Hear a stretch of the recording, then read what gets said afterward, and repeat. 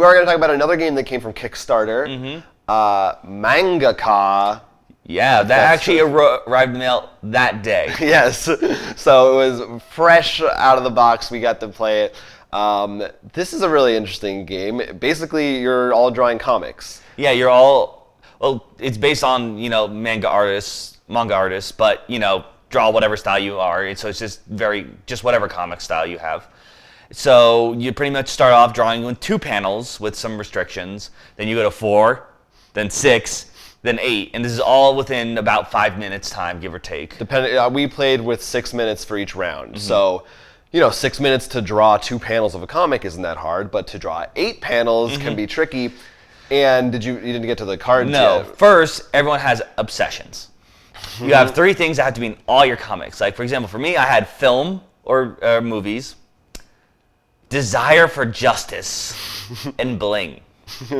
You, on the other hand, mine were fine art, hero foretold by prophecy, and fortune telling. So those 2 were a gimme, like they ran right next to each other. So my story was about a guy who was foretold to save an art museum from bad art. And mine was, I believe his name was James Blingston, great movie actor by day, Super Bling Manu. Superhero, secret agent ninja by night. So it is called Mangaka. It's inspired by manga, but you can see you kind of embrace that theme, but you don't have to. I didn't at all. So it is very freeform. Like I actually did, which is really funny and probably not in my best interest. Like I actually tried to draw out characters a little bit when you're just like circle, line, mustache. And we both. Some of the people at our table have experience in some way of either reading a lot of comics or sometimes, even if it's just doodling, writing and drawing comics. I definitely think everyone at our table has experience reading comics. Right. And I mean like a reasonable amount. So I would say it's interesting because I think 3 of them, 2 people are very heavy in more in the American comic, 2 are very heavy in the Japanese, and 1 is heavy in both. So it's an interesting place to come from. Yes. So I don't know. Well, yeah. What did you think of? So you kickstarted it. So satisfied? I really liked the drawing aspect. And it was a lot of fun trying to come up with some stuff, like getting those restrictions. And we forgot to mention, as you go through each panel, there are also trends because things become trendy and popular, so you have to do. And some of those are hilarious, like the underdog, or like whoever makes the biggest word bubble or the most sound effects. You should clarify. You don't have to include them, but you will not get points for each thing you don't do. But it's sort of fun to force you to think, how can I include this? Which becomes hilarious, especially your comic always ended with, okay. Yeah, one person just said, okay. But I think the one thing that we've seen, our only issue with it, and for what it is though, I don't think it's as bad of an issue compared to something else, is the scoring.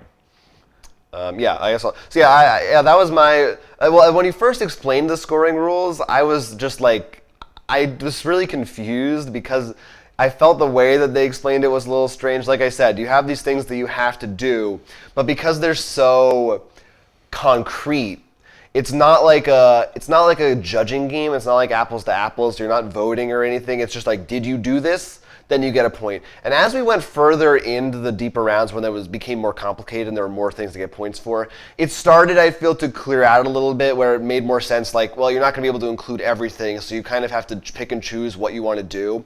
But in the first 2 rounds of 4, it really felt like almost pointless to include points because everybody did it. So it was like, well, either you just decide not to get points if you want to, or you get them. I definitely want to try to come up with a house rule for it, but I understand why. I don't think it should be a judgment thing because you don't want to make someone feel bad. You don't want to base it on their art abilities or something like that. So it's a tough thing. I don't blame them for not having the perfect solution to it. But I want to think about it more. I guess for me, one of the things is it didn't matter as much because it was almost you want to try to get points just so you have those restrictions on you. You don't want to just be like, I don't care, I'm going to draw whatever I want. Right. But it was really fun to just be like, all right, what did you draw? And just be like, meantime, in the city of town, and just this amazing Well, I think that's the tough balance because it is that I did the most fun I had was just when I decided, you know what, I just need to finish this story. I'm not worrying about those trends. But then it is to gamify. You have to have some kind of a structure. So it's a tough line to walk. I think you want to. have people be forced to try to go for the trends. I mean, you don't have to, Right. but I mean, it's definitely fun when you think like, how am I fitting an underdog, or how am I Right. fitting, a named celebrity in this panel? I do think for the last round there were 4 trends. I think that's too many. I think I liked it actually. I don't know. I thought it was like it overwhelmed me a little bit. I would be okay with maybe 3. But like at the end of like it is, if you like drawing comics, you have friends who like to draw silly, dumb comics. It's super fun, and like honestly, I would say just ignore the, well, maybe not ignore, like try the points, but it's almost like concept where I would be fine just throwing those out and just playing for fun. I would almost agree with you. It's just that I feel like if you do actually remove the points, then people are just gonna be like, I made a shark. But what about your obsessions? Who cares about my obsessions? Right. Yeah. That's why it's a tough thing. Depends on your group, but yeah. Or it just just to get some paper and draw comics is fun. But that's Mangaka. Look for it if you like comics. That sounds like your cup of tea. Then something you should check out.